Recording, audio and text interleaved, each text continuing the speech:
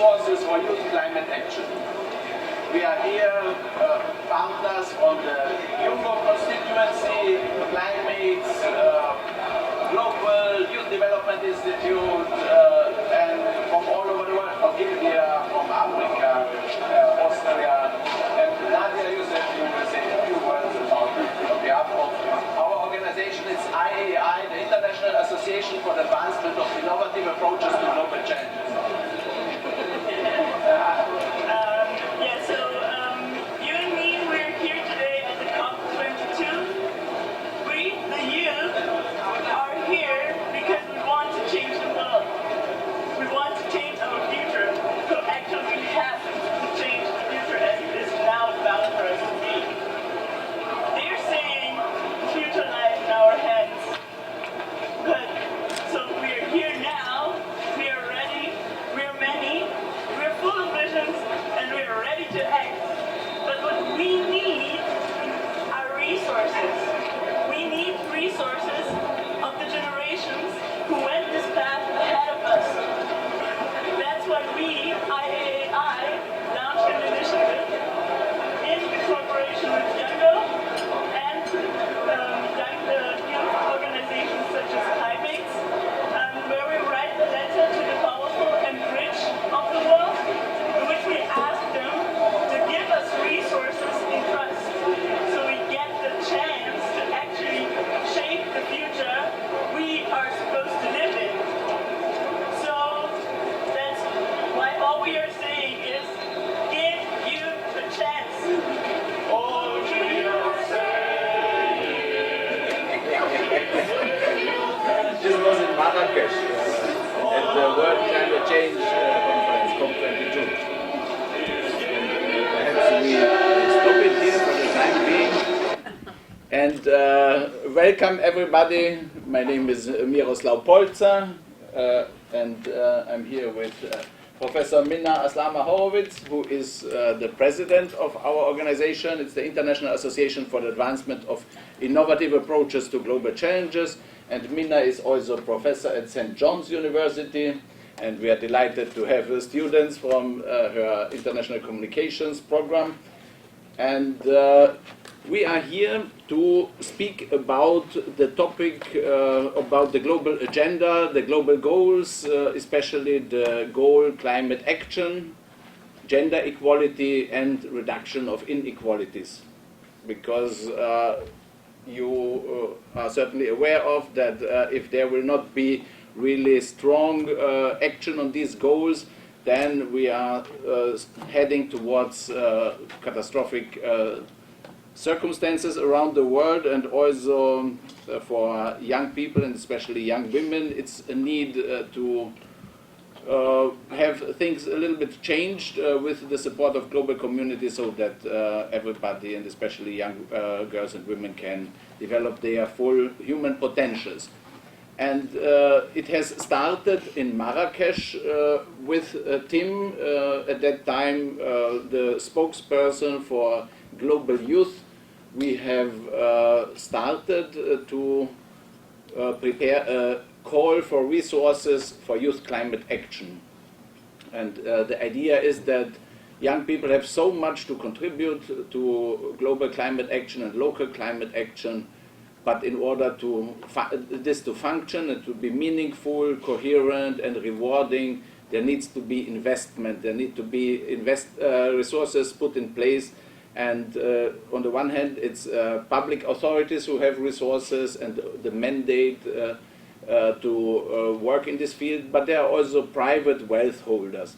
And one basic assumption from our organization is that there is the philanthropy sector we can approach with the idea that a big global transaction platform that connects all the young people with global goals and then provides feedback and resources and incentives for local action of young people, that this can be set up with the help of global philanthropy. And here we have in particular in mind the signatories of the Giving Pledge. You have perhaps heard about Bill Gates and Warren Buffett. They have convinced 130 billionaires' families to pledge that they will give back to society half of their wealth. And we have prepared a letter to these signatories of the Giving Pledge, asking them to channel part of these resources. Summed up, these resources are about $400 billion. There is Zuckerberg, Sandy or Sheryl Zuckerberg and Mark Zuckerberg, they have pledged to give back 99%. There is Prince Al Waleed from Saudi Arabia, he pledged to give 30 billion, and so plenty of nice sounding pledges, but we don't see this money arriving really there where the young people are making efforts. And the initial idea was that we write this very friendly letter to the signatories of the Giving Pledge, encouraging them to channel resources towards activities like the ones we are leading here. And then it was not so easy to find the right addresses, the right communication channels. We are working also with John Rutherford Seidel, the grandson of Ted Turner, who said he would be happy to be our spokesperson on this. But even he does not have really all the communication channels needed to reach these signatories of the Giving Pledge. And so it came to our mind that probably we have to have, in addition to this letter that we have drafted already, another letter, which is an open letter to the wealth holders of the world, calling them to really invest in young people, to give young people opportunities, because the given global and local social contract is very unfavorable for the youth. And this needs to be changed, especially in the context of climate change challenge, which will be so disruptive if action is not effective on this. And with this I will close, but perhaps briefly another input regarding the context of this initiative and the meeting here today. We are partners with UN Habitat, with UNFCCC, UNESCO, and many other UN organizations, but especially also with UN Women. And we are here at UN Women Headquarters because next month, in March, there will be the 61st session of the Commission on the Status of Women. And there is a youth forum before that Commission meeting. And we've been invited by UN Women to co-organize the session on young women and men and climate change. And we said, let's try to use this meeting there to create the social energy for getting this call for resources out.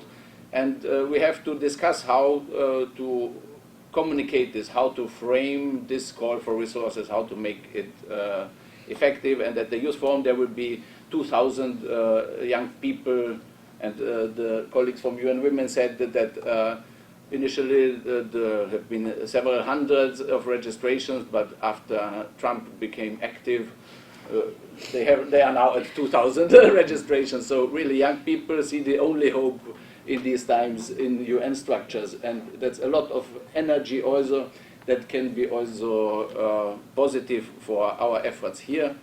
And I'm delighted to have you here, and we will have it very interactive. We are very much interested to hear from you, and I'll perhaps give first Tim the floor also as a global youth climate action leader to add your perspective, please. Thank you, Miro. So, keeping this just really informal for everyone, we did the call, which you saw there, and the big question is, we're asking for money, but what do we intend to do with it if we get it? How are we going to be credible agents of utilizing this money? Because, of course, part of getting it is going to be fulfilling all of the normal expectations that any donor would have for giving you funds. And one of the challenges that I've been very frustrated by over the past 5 years of engaging in the UN climate process is that there's even a lack of structure and agreement about whether there should even be structure within the international youth climate movement. I was telling a couple of you a little bit about Youngo before the meeting. You know, Youngo isn't an organization, but a network of all of these very different, diverse organizations of young people. So one of the other dimensions of this, which is where I found a really great synergy with Miro setting up the Global Challenges Foundation, is I'm in the process myself of setting up an organization, the Global Youth Development Institute, which would serve as another structure in which to really bring together all of the really great energy and ideas that the international youth have for climate action, and you know, extends it into all the SDGs. But you know, we talk about these UN conferences. The young people are extremely active at the conference, and there's all this wonderful energy, ideas, camaraderie. It's an amazing experience, and then you know, we all go back home. We're far away. It's hard to work through virtual means. So then nothing happens, and we chug along, and then we reach, you know, the middle of the year, smaller UN meeting that happens for climate, and there's a little upspike of the people who can manage to go, which is much smaller than all the young people, and then even that tails off until finally we get toward the end of the year again for the COP. And it's like each year I've seen us having the same ideas for how to fix that, and so finally I said, enough is enough. It's time to build a structure, and I see that as starting as this Global Youth Development Institute, which can then expand into providing, you know, the climate action on the ground, the SDG education program curricula on the ground, but be an open framework for young people. So, and again, be that credible professional, you know, we have, you know, rules and transparency and all the things through GLOCHA and its member organizations which are expected. And it really then is global through GLOCHA, because you mentioned Climates, that's a French youth think tank, which is really cool. There's partners in China and Africa. So this is really the key moment, and it's going to be interesting to think about for this meeting, what is going to be our communication strategy. And because I know that I have, like, I see both of the different ends of the spectrum on, from friendliness to criticism, so what's going to be the right balance of that, probably some different views on it, and then how does that communication strategy fit into an overall theory of change that is going to manifest all the action we want to have. So it needs to be strategic, and I'm really curious, you know, from the experience of everyone in the room, what are thoughts on these different tactical, strategic questions? Thank you very much, Timothy. And please have a look on the copies of the letters here that are, if you could, does everybody have a copy? Otherwise, please take one. And you can find all the details regarding the COP22 call for resources on this homepage. It's glocha.info. That's our GLOCHA stands for Global Challenges, and that's the idea that the global challenges are the common denominator for all human beings around the earth. Really, that's our future. That's where we have to act together, and our organization tries to build a multi-stakeholder partnership that will build all the necessary infrastructure that will connect global and local level through technology, but also through institutional settings that allow for this. We have here the goals. You see, gender equality, that's why we are here, commissioner status of women, climate action, reduced inequalities, and here is our GLOCHA, Give Youth a Chance, as this initiative that we are trying to form here, but which has already started in Marrakesh. And partnerships for the goals is this GLOCHA multi-stakeholder partnership. I have here also a graph of our strategy. It's not the time here today to go into all the details, but you have also on this homepage here, if I could scroll down, okay, I can. Here at the end you have many supporting documents, also this strategy with links to more information about what we are doing. But today here is really the focus on the communication strategy for the next steps, especially at the Youth Forum of the Commission for the Status of Women. We have there one panel, a climate change session. Let's say it's perhaps 1.5 hours, and we can also aim to have accompanying activities, flash mobs or press releases, press conferences, and also trying to get it in the official outcome document of the Commission for the Status of Women, because the main topic of the Commission for the Status of Women is empowerment, youth, young women, or in general, women's economic empowerment. And that's what we also status women. So that's also what we are trying to achieve with our initiative. We are trying to provide young women and men with the resources they need to develop their full human potential. So unwomen.org, CSW, there you find the relevant information regarding the Commission on the Status of Women, and we have to align there that we can also harness the social energy of that Commission and of the Youth Forum of the Commission. And I would perhaps give Austin the word a little bit to say how it relates also to the Give Me 5 campaign. It's partner organization, partner initiative somehow, targeting not primarily the philanthropy sector, but the military spending, but perhaps you want to also say a few words about the text proposal outline that you have prepared. So my name is Austin Sciano. Thank you all for being here today. Thank you, Miro, for having me.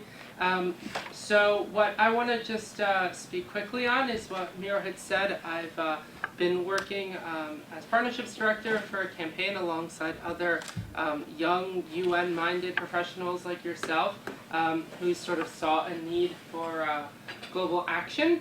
The Give Me 5 campaign is based around the fact that 5% of global military spending can be used to fund the Sustainable Development Goals. That also translates to 0.5% of GDP. So we recognize the fact it's 5% of global military spending, and we call for 0.5% of GDP to be pledged toward the Sustainable Development Goals. We're not calling for that money to come to us. We're just calling for it to be channeled to SDG initiatives. The great thing about our campaign is that it provides a real space for youth to be engaged and for youth to really have as much of a space as they would like. Something of big interest to us is developing national global chapters to get the information out about the Give Me 5 campaign, to promote the work we're doing, and also really to come up with any proposals or actions for national level action toward really any means of sustainability that we can showcase and promote and really establish a global network of young individuals who are interested on these issues.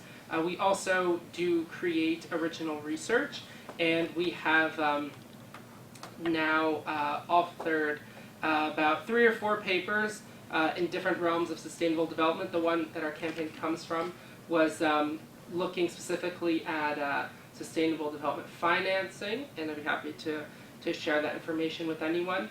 But we're really just a young network geared for young individuals or anybody who wants to be engaged in this process.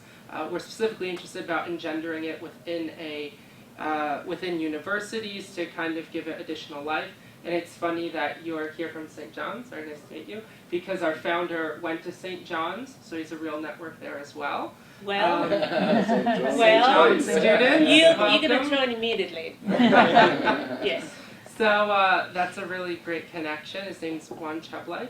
So we're really looking for your thoughts, your input, your ideas. We're building this global network, and anybody who wants to be a part of it is more than welcome. Perfect.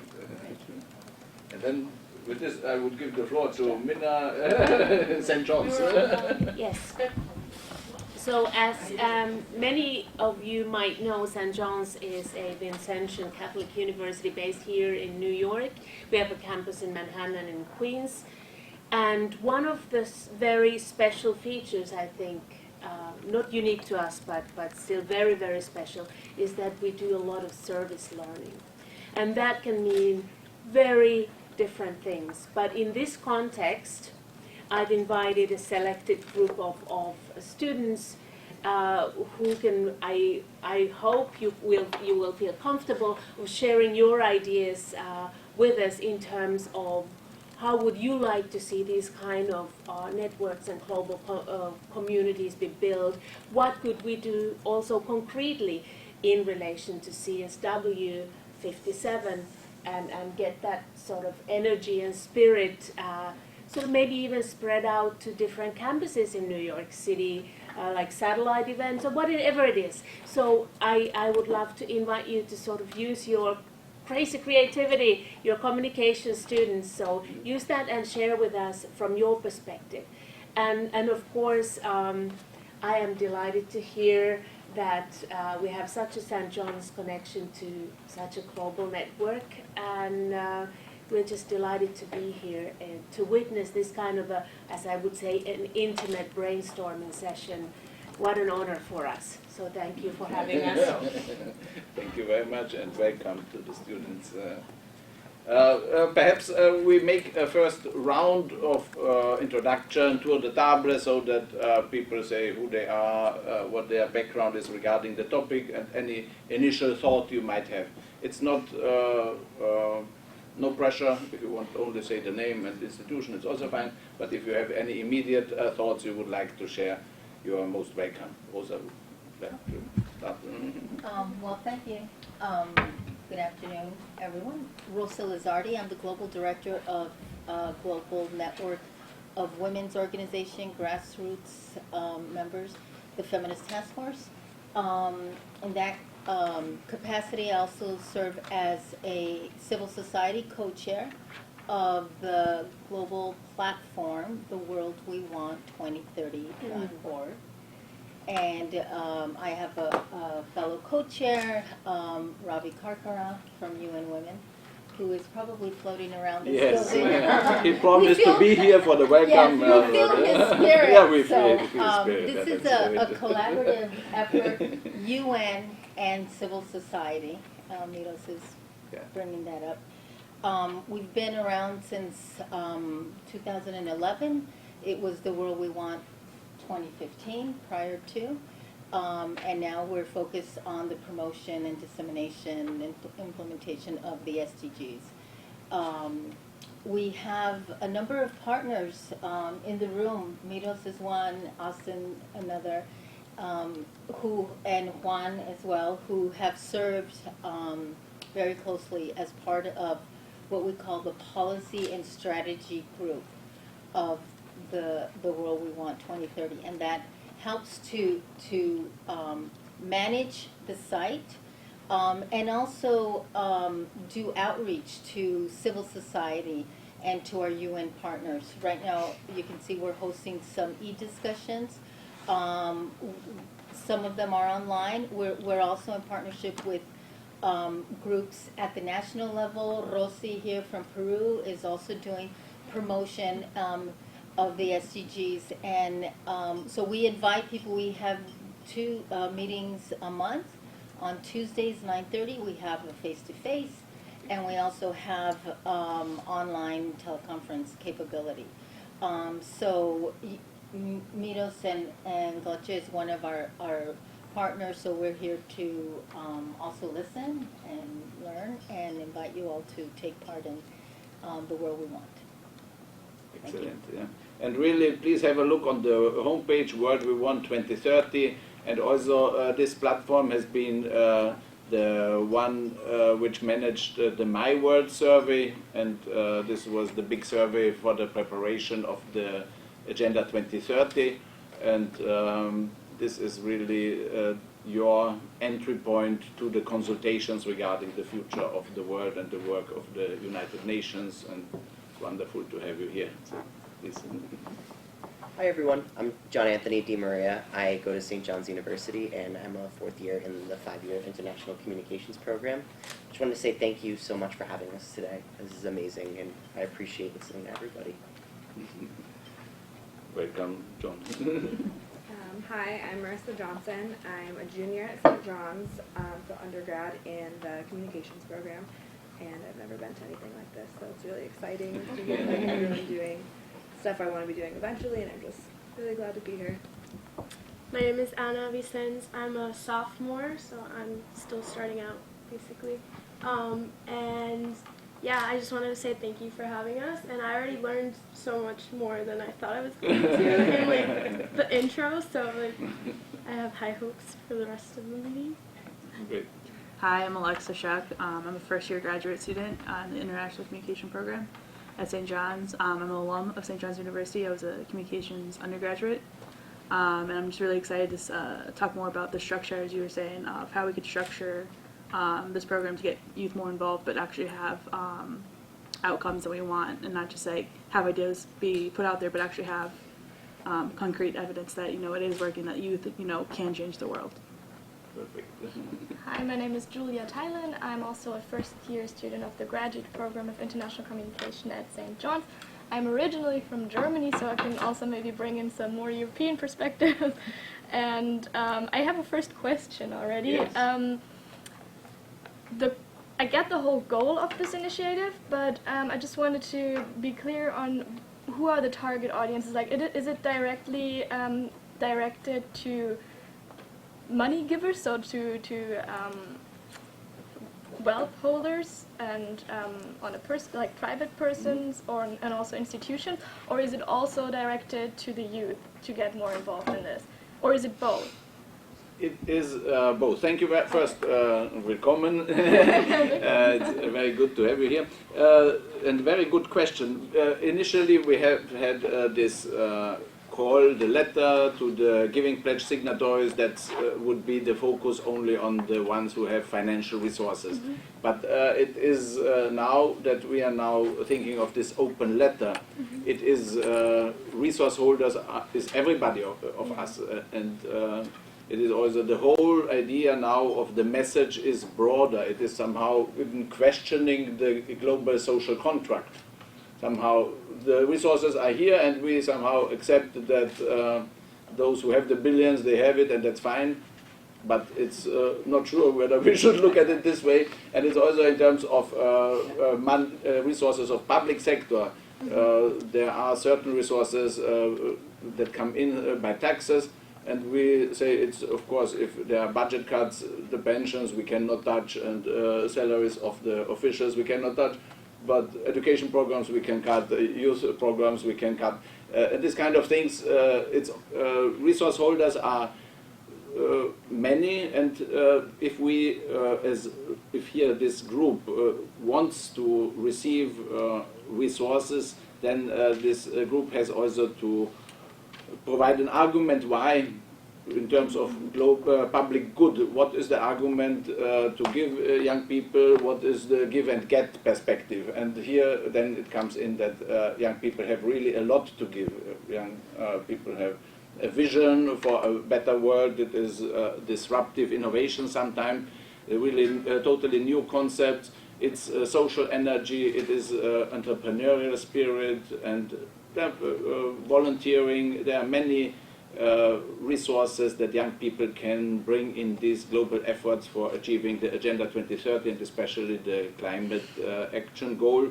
And this is, from a communications perspective, also very important that we say young people want to give, and they only need resources to be enabled to give, and then the rest of the game should be we give value and therefore we receive incentives back, and that's somehow efficient understanding of a functioning economy that integrates also these non-monetary benefits of action on these global goals that the market economy does not automatically provide. So.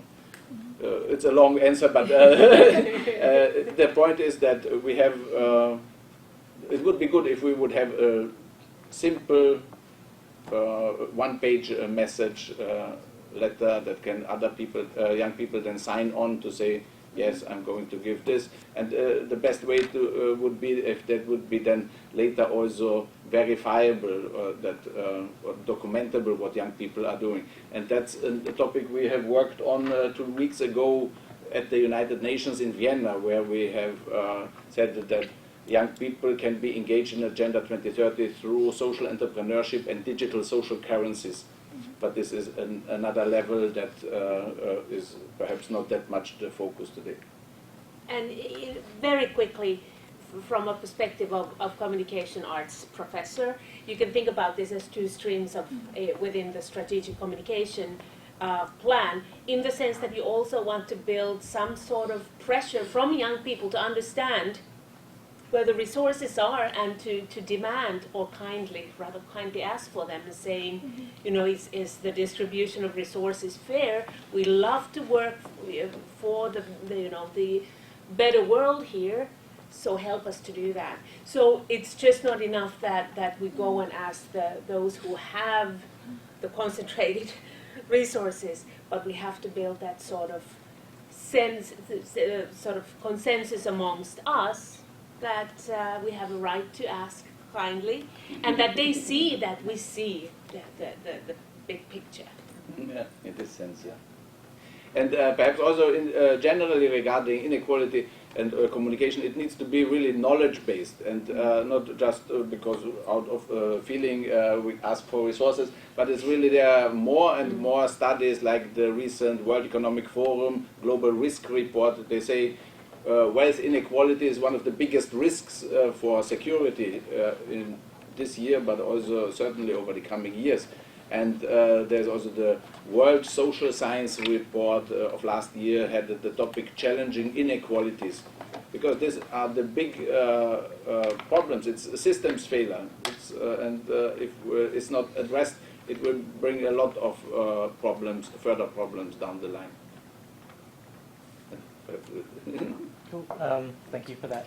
Hi, everybody. My name is Saad Amer. I'm here as a youth delegate with Sustain Us, which is an NGO that promotes youth involvement in climate activities and injustice, especially in regard to the United Nations and international diplomacy. I myself just graduated from Harvard, and I'm just back from half a year in India, where I was doing some research on sustainable development. The one thing that I want to mention is, so I was previously the president of Harvard's Council on Business and the Environment, and we had a lot of, youth, because we were a college organization, involvement with various startup groups, all in the green space. And the way that we structured our projects, I think, would be very conducive to trying to foster engagement at university campuses across America, or I guess the world. And so what we would essentially do is we would partner with these different companies, mostly startups in the Boston area, and kind of just get a sense of what they needed. Develop a case, and that was assigned to a group of students that we had. Those students would then meet, usually weekly, to address all of the topics that were, at the end, then proposed to the company, and were often then directly used in business plans of these startups. And I think leveraging that sort of structure, perhaps us creating some sort of, we need ideas on this, or we need inputs on this, and then directly reaching out to university campuses. I think basically every university has some sort of student group that works on the environment. And then putting deadlines, getting back feedback, and whatever information and ideas we need, I think would be a good way to leverage a university network or otherwise. Excellent suggestion, thank you. Please. Hi, my name is Aubrey Sepler. I'm also with Sustain Us, and I'm really excited to be here. I'm a recent graduate from the University of Michigan. I have a master's in social work and human rights, and I've spent quite a few years doing women's empowerment work and gender justice, specifically how it intersects with other social justice issues, such as climate change, and getting the word out about sustainable development. So I'm very excited to be here, and I'm excited about the work we're talking about tapping into our existing networks and building more folks in the local area who are excited about this work. So thank you.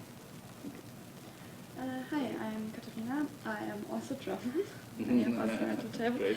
And I am the German UN Youth Delegate, which means that I was part of the German delegation to the General Assembly last year, and this year to the ECOSOC Youth Forum, as well as to the CSOC-D, the Commission on Social Development.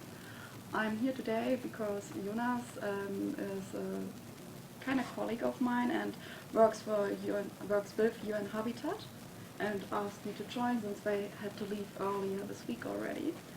And I think that is more of a coincidence that I'm actually myself was engaged a lot with environmental work back home in Germany. I'm the former board member of the Youth Association for the Protection of Nature, which is one of the biggest environmental youths in Germany. And therefore, I'm quite familiar with the whole COP processes and also the SDGs now. And yeah, to be honest, like I didn't know about this platform before Jonas wrote me. So I'm interested in finding out on what your goal is and how to foster maybe some interesting partnerships. Yeah. Thank you very much, Katharina. Background information also, Jonas Feist is on the UN Habitat Youth Advisory Board, and we are partnering with UN Habitat. UN Habitat is the United Nations Organization for Human Settlements for cities and local communities, especially for the SDG 11. And they've been partners of our event 2 weeks ago at the UN in Vienna about social entrepreneurship and digital social currencies. And there I've met with Jonas, and we talked about this initiative, and he said that this is very relevant also for the UN Habitat Youth constituency, and that they would be interested to be co-signers and also promoters of this call, then also on local level. On the one hand, on the global level, but through UN Habitat, it can also come down to the local level. And in terms of who has resources, cities and local communities, they often have many resources. Even if they are not financial resources, they can provide merit-based free tickets for public transport, for pools or theater or whatever. So this kind of resources can also be tapped in. And UN Habitat is here from the UN systems logic a very important player, and we are happy to be connected there. Keone? Hi there. My name is Keone DeFranco. I am also a member of the NGO Sustain Us. I'm having a really great time this week working with them. I definitely recommend the organization to anyone who are interested in getting involved with UN events. I'm also the founder and CEO of a startup in the healthcare space called Lua, where we provide secure communications to various different providers within the healthcare space. So I started that company in 2010, and so I've been through everything from working out of the basement to being part of an accelerator to do funding, hiring a company, and now spending time mentoring other companies. And so the vision of this is wonderful. I think the more you reach out to other founders out there, the more they're going to want to give not just financial support, but actual sort of mentorship, which I think really brings companies to the next level. Outside of that, I first got introduced to the UN through work with an NGO around indigenous rights, and I've been very actively involved as a Native Hawaiian with land and water rights in Hawaii, and more recently with the indigenous tribes of North America. So really excited to be here. Good afternoon, everyone. My name is Dr. Beth Lissman. I'm new to the UN. This is only my second month because we're now in February. Fortunately met Tim earlier this week, so thank you for the invite, Tim. I know if I'm sitting here and Rosa Lizarde is in the room, I'm in the right place where the action is, and grateful to hear your presentation the other day. The background I bring is over 20 years involvement in higher ed in the community engagement movement, which is something I think we could definitely tap for this work, because there is a quite robust national network here in the U.S. and a growing network internationally of community engagement on undergraduate college campuses. And so that is a place where we could obtain perhaps funding. I don't know so much about the funding, but certainly social capital. Mm-hmm. We have research projects that need to be done. More professors like yourself are very interested in community engaged research. There's a whole network to support that. And for those of you who are currently undergrads or perhaps even grad students, I'll just give a quick little plug that we do have a Loreto volunteer program that you can do post college doesn't pay much, but you get a lot of skills. It's kind of a communications internship in many ways. So it would be really great to get some folks who are native New Yorkers involved with that. Usually our folks come from the other coast, like our intern right now, Ari, who's from California. So thrilled to be here. Thank you for having me. Please. Hi, my name is Amy Frieder. I'm also with the NGO Sustain Us. I come from an academic and I guess background of labor policy and social policy, and have been a little bit more involved in the environmental movement lately, and I'm just looking to get more involved. And I'm studying international development and economics now currently. Thank you. Hi, my name is Rosie. I'm from Peru, and I'm the founder and CEO of a youth movement called the Millennials Movement. It's based in Peru, and we are part of the PSG group of the platform, The World We Want. We have been working and advocating for sensitizing communities in Peru and Spanish speakers regarding SDGs and by 2013 and 14, the post-2015 agenda. We actually, at this point, we are working a program. It's Ambassadors Program for the 2030 Agenda in Peru. It's focused on civil society organizations, and most of the organizations that have signed up for this program are youth-led organizations. So I think if we can contribute with any of the outcomes of this program, because we have reached, well, in 2015 we have reached 38,000 individuals in Peru, and this last year we have reached 16 regions out of 24 in Peru with civil society organizations. So they get educated, they get trained, they get evaluated, and then they, from their sphere of action, because maybe they are like environmental organizations or gender-focused organizations, they can contribute with the SDGs in their communities, they can deliver the message, but also they can engage citizens who are maybe not involved in other organizations and telling the role they have as citizens on the agenda implementation. And well, yeah, and I'm also part of the UN Interagency Group for Youth and Gender Equality with Ravi, advocating for gender equality as well in Peru. And I'm glad to be here with you guys. Great. Wonderful global citizen. Yeah. Hi, thanks for the invitation and thank you for having us here. My name is Maria. I am from Colombia, but I am studying at the University of Wisconsin in Madison. I am a senior in environmental sciences and environmental studies, and I am also a resolution project fellow. So my social venture is with two partners. We're doing women empowerment through the decentralization of waste in rural Costa Rica. So we want to tackle both issues at the same time. Right now we're recycling fabric, and we're doing like reusable bags for the farmers market and for people. And we're providing women with jobs.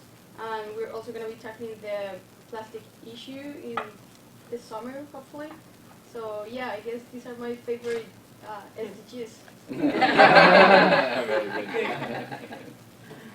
Penelope, would you like to say? Oh, hello. I'm Penelope Bunn. I'm senior editor of Society and Diplomatic Review. We've partnered with Myra. We really think what he's doing is magnificent. We want to cover it and learn more about each one of you and what you're doing.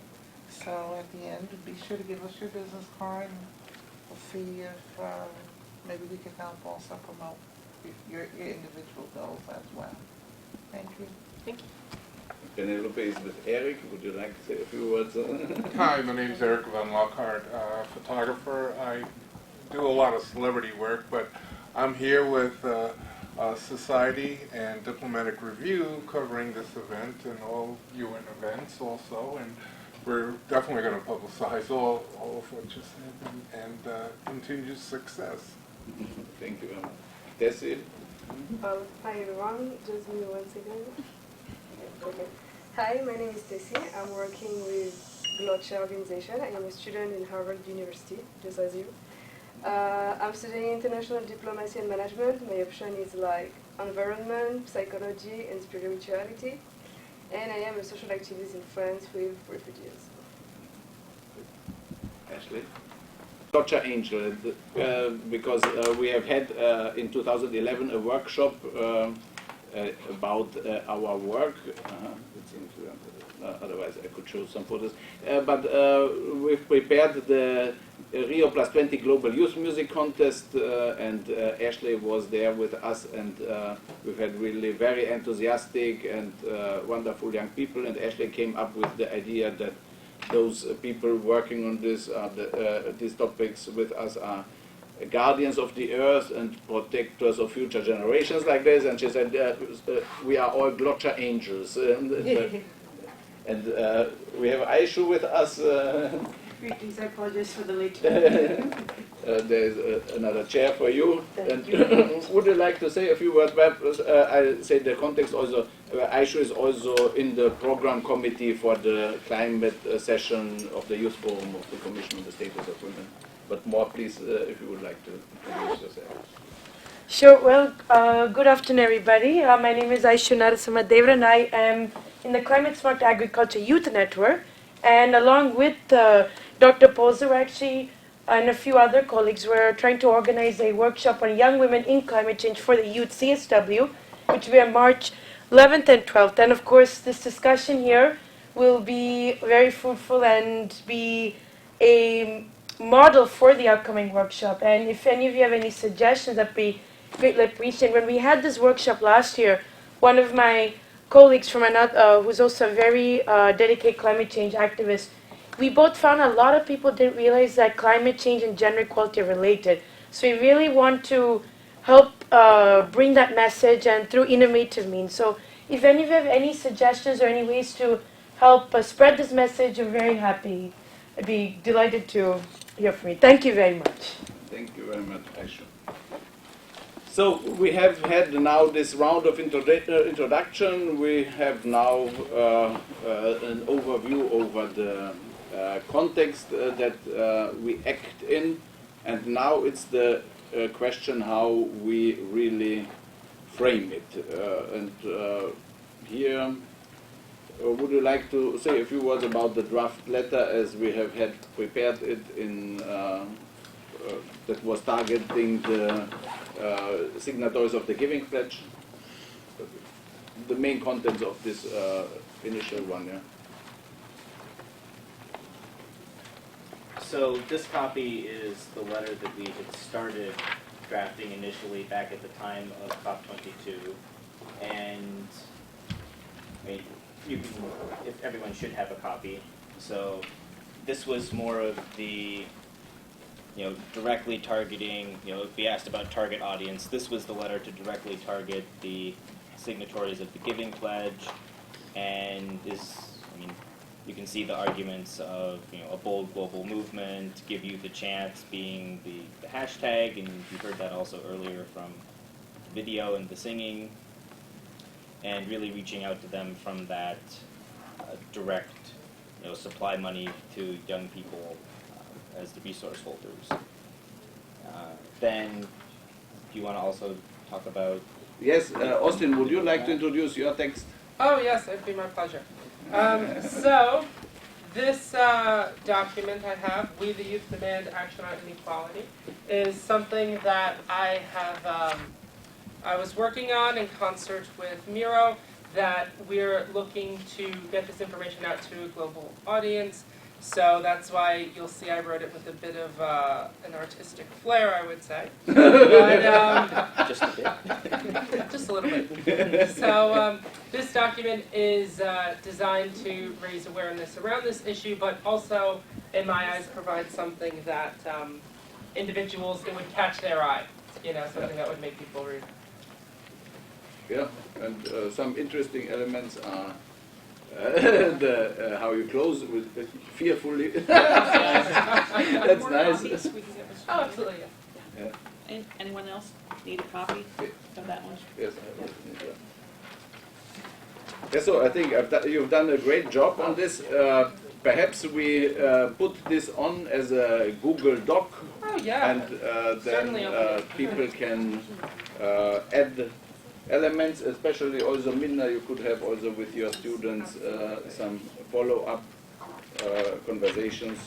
Do you have any initial thoughts from a professor's perspective? I just got this. Yeah. Let me read it. But I do agree. I love the. Well, maybe I shouldn't say I love the ending, but it's very powerful one, for sure. We have also another. Yes. Hi. From which organization are you?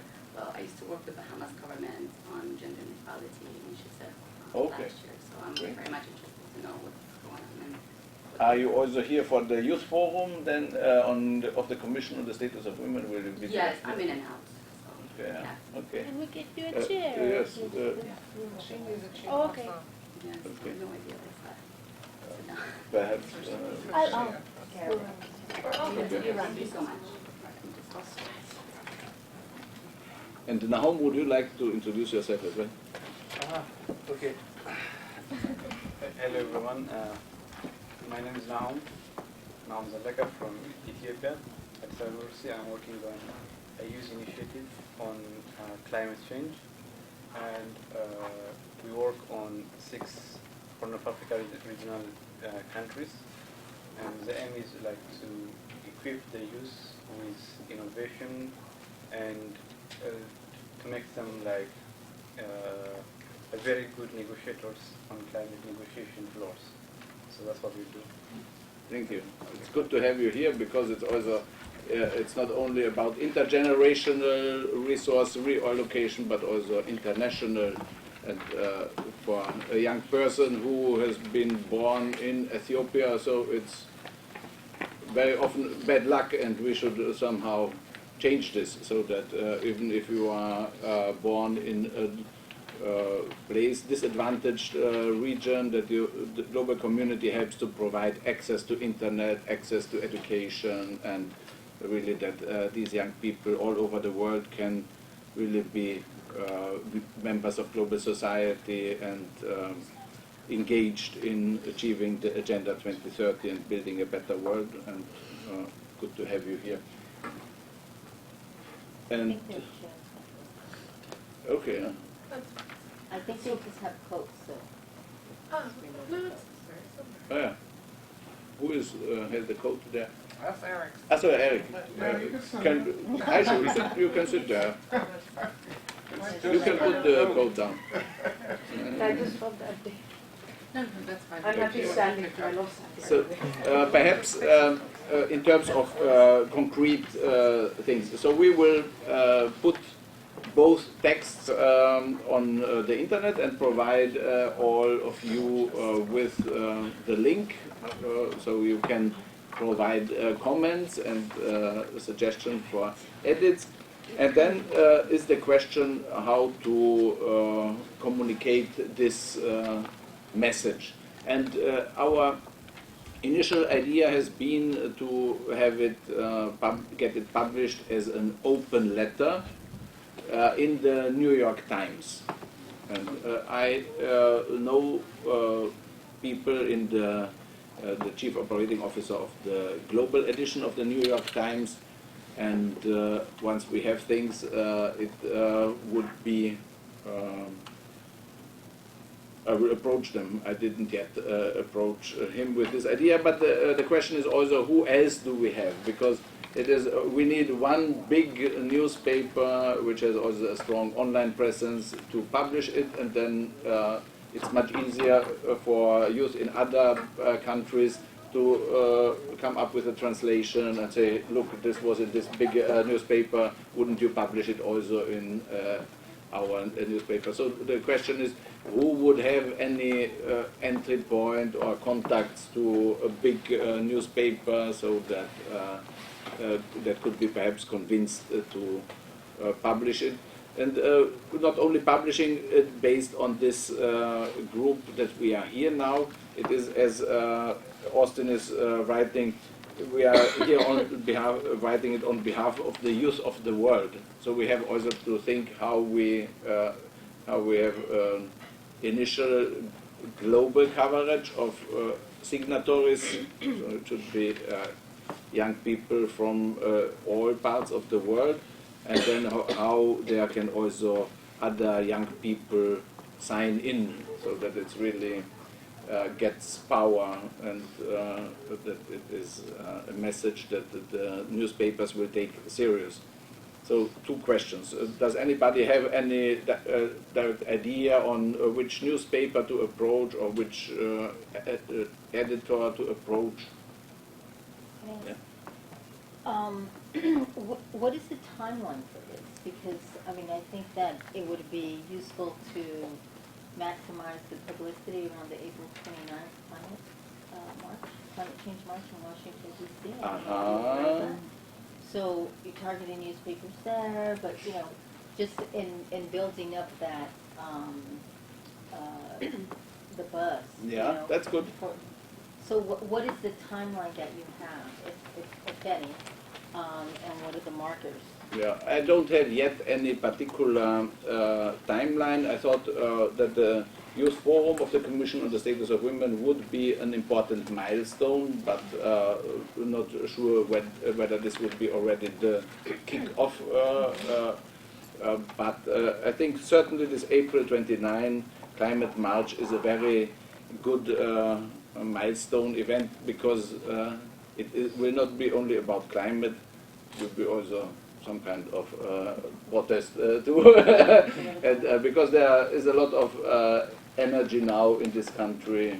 People see that they cannot just sit in their living rooms and rely that things will run well. We really have to go on the streets, and there is a lot of energy there, and we can connect this also with our call for resources. So thanks for this date. We will work on it to have things prepared by then. And as I said, the 10th and 11th of March is the Youth Forum of the Commission on the Status of Women there.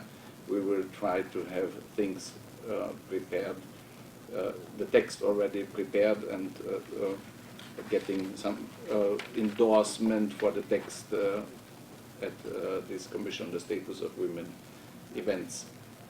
And in terms of people also, we have also invited to this workshop today purpose.com. That's a social company, advisory campaign.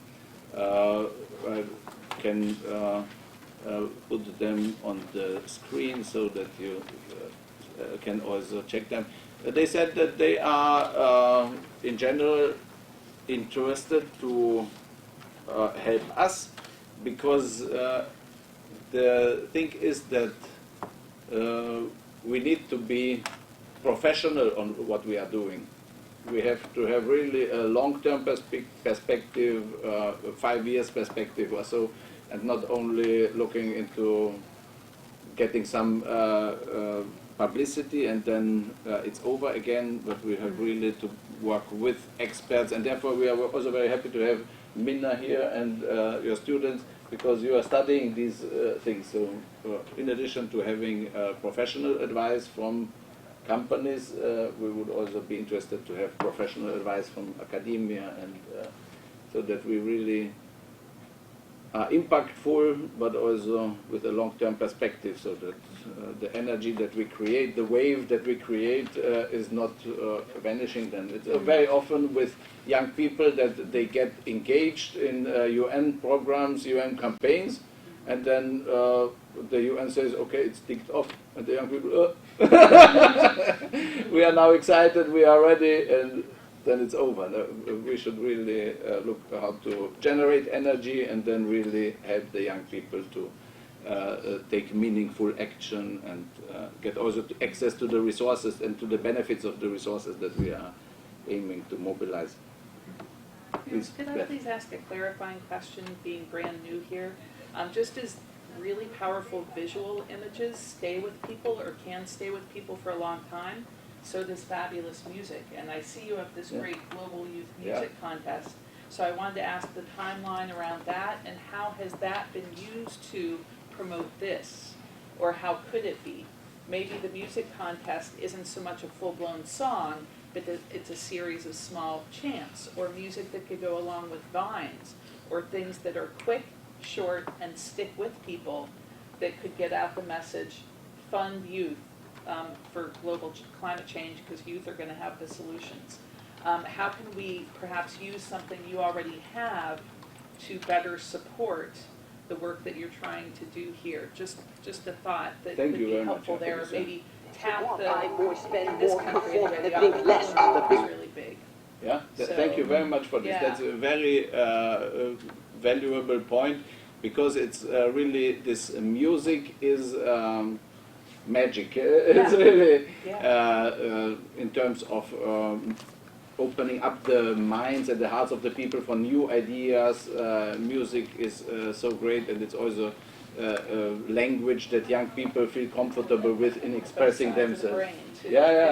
Both sides of the brain. I will show you briefly a video from our Global Challengers Youth Music Contest that we organized with the UNFCCC and UNESCO for COP21. But the better and better is the best, because we're just we can with the time that we have, because time is running out and you know it won't last. Hey listen, what are you hiding from? What are you fighting for? Why are you insulting? So we are here to listen to the message of the winners of the Global Challengers Youth Music Contest. We have the slogan, let the music talk, let the rhythm play, let the world know what the youth have to say. And together with the UNFCCC Secretariat, the Action for Climate Empowerment Program, we have set up this competition. 100 young people around the world who share their messages for COP21 as a success, but also how can we empower and develop the skills of young people to address climate change and to be part of the solutions when we face global challenges. So the competition was launched at the beginning of this year, and then we call young people to submit music in terms of messages that could be heard by everyone around the world. It's time to make a lot of music. So I congratulate you. This is your award. Just a brief description of what this video and music means for us. As a representation of the thousands of youth from Indonesia who have collaborated into one as an NGO group called Sahabat Alam, or Friends of the Nature, where we believe that in order to be able to give a direct, strong message without any alteration is through music, as it can reach more people, and especially those associated here in the field of COP21 in Paris. So this is the award and this is the winner. I give it to you and congratulate you. This is really helpful. It's an honor receiving this, because for us it's really important that young voices are elevated, especially today. And they're making incredibly important decisions. The world leaders are making incredibly important decisions. A lot of those will directly affect the world that my generation and future generations are going to be growing up in. So that's why we believe that our voices need to also be elevated through music, through passion, through things that we love to do, through artwork. And that's why we're here.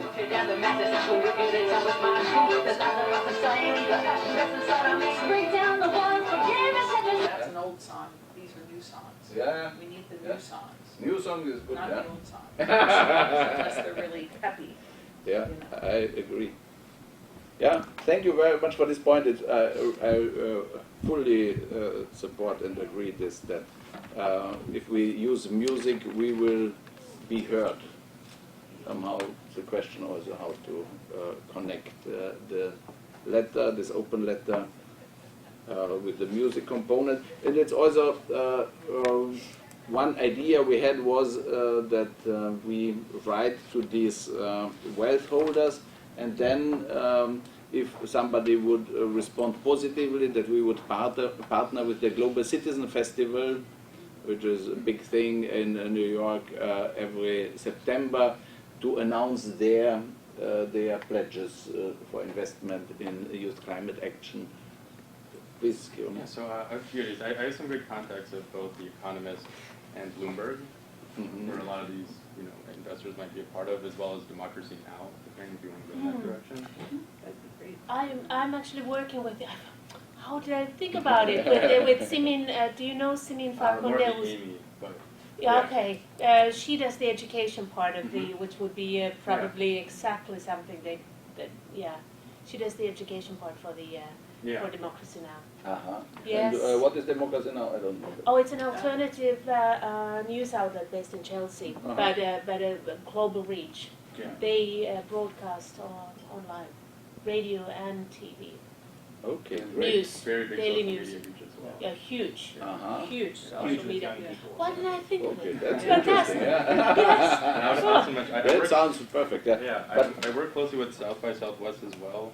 So I mean, they obviously have a big event in March, but they just started last year as South by Southwest Eco. I don't know if you're familiar with South by Southwest. It's like a big interactive, I guess, music, tech, and film festival. It's in Austin, Texas every year.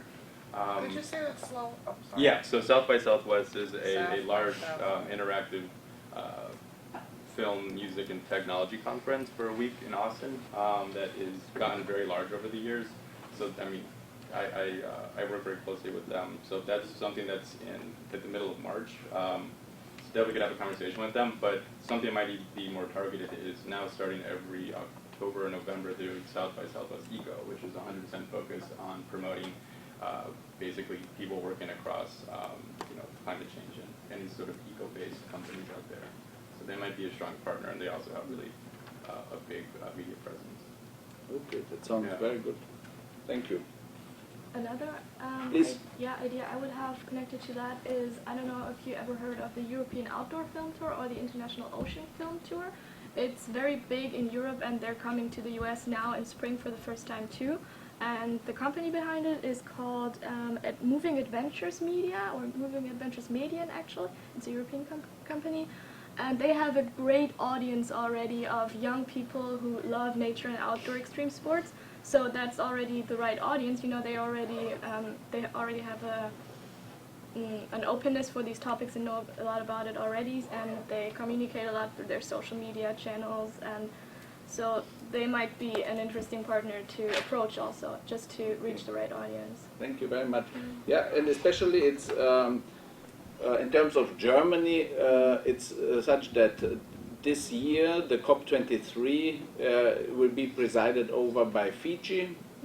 So that means content-wise, the Fiji government is the leader, but it will be organized in Bonn.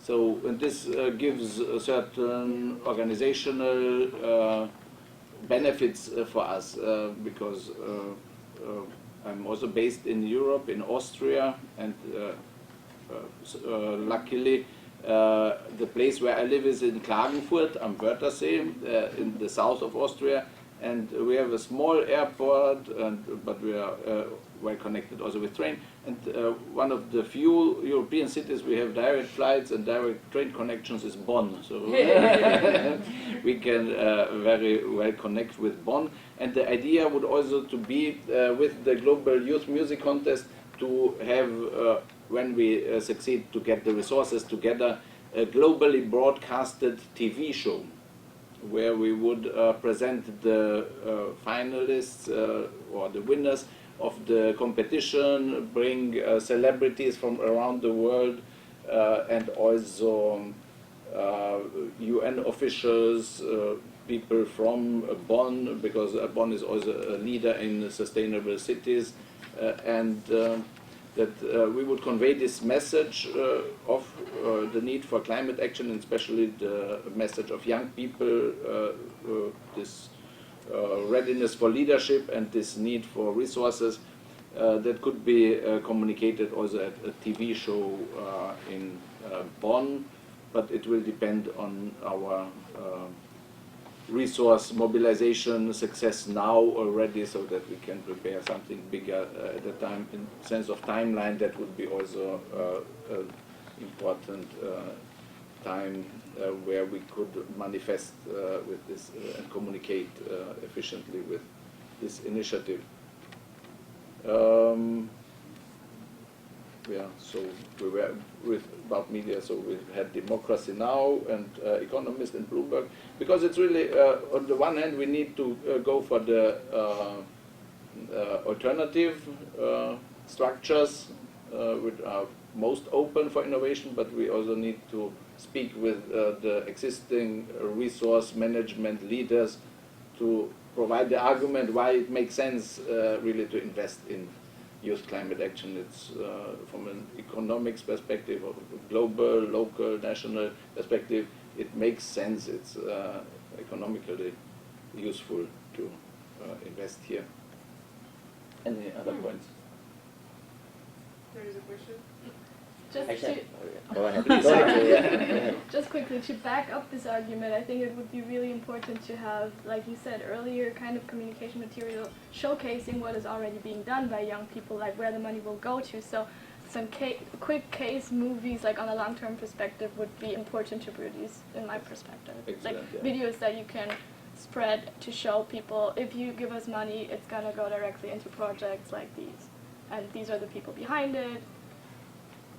I think that's really important. Yeah, very important. Basic Yeah, idea, that's, but yeah, that's key, yeah, because this kind of efforts is also very much about trust. Mhm.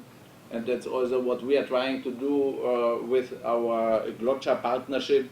On the one hand, we bring in youth with the energy and everything and the legitimate demand, but also UN partners. UNFCCC is partnering with us, UN Habitat, UN Women, so and through UN Habitat we want to partner also with the local structures, cities administrations and local communities, so that really this will be a recognizable brand also, this Glotcha, as this partnership co-owned by all of humanity and future generations. And people need to trust that if they give resources, they will be meaningfully spent. And your argument that showcasing successful projects and also people behind this is certainly needed. Otherwise, it does not function from a human perspective. Please. I just wanted to suggest that every year the city has a science festival, and the science festival actually has about 1 million visitors every year. And it takes place downtown. I believe NYU usually hosts it as a partner, but it has a list of partnerships that also help fund the New York Science Festival. So I was thinking maybe it would be advantageous to also look at the partnerships and see if there would be interested partners and maybe compiling a contact list for them. That's very good, yeah. Thank you very much. Because it's also this link to science and also link to universities, as that has been already mentioned, is crucial. Right. Because this youth action, this needs to be well informed. Welcome. Thank you for having me. Did Ravi say that he is coming or will he not come? He actually got held up in the meeting. Ah, so, okay. Our colleagues from hello, from China and from India, from the UN Women team. Hello. Would you like to introduce yourself? She's a piano star. Oh, piano star. Oh, great. She had won the first prize in Catchy Art Center. Oh, congratulations. 2013. Very good. Yeah, we've had here also a video fighting climate change with music. Nice to meet you. And would you like also to? And it's my honor to attend this meeting. And my name is Liang Gang, the Chinese name, and I also have an English name is Paul. And my major is environmental science, and I have been working in MEP in China, the Ministry of Environmental Protection, like USA's EPA, for 6 years, and to take charge of some great construction projects, the EIA, the Environmental Impact Assessment. So I am a EIA engineer, a certification engineer in China too. And now I have set up a federation named the Chinese Postdoctoral Federation, so composed of Tsinghua University of Chinese Science Academic postdoctor, and more than 100.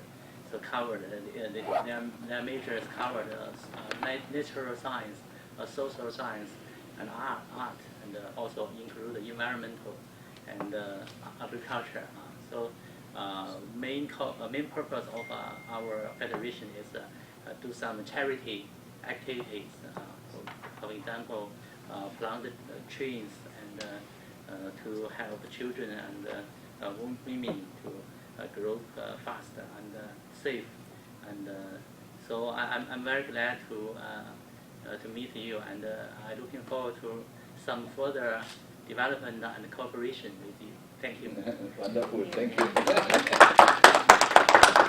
Yeah, and it's wonderful to have guests here from China also, and it's such that these topics, climate change, Agenda 2030, this brings people together. It's if one looks at young people working on these topics, you forget about national boundaries or language boundaries or religion. It's really such a community, family almost. It's really important to forget about the divides that are existing in our minds, and really to move onwards with those who want to take action.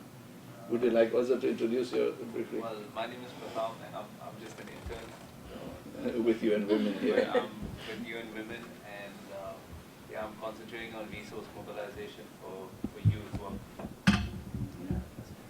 And so, yeah, good you came, because we have the plan to make the youth forum of the CSW a big milestone event for this resource mobilization efforts. Because here for this COP22 call for resources, which we have launched in Marrakesh, we have said that our mid-term resource mobilization targets are $100 million. So should have also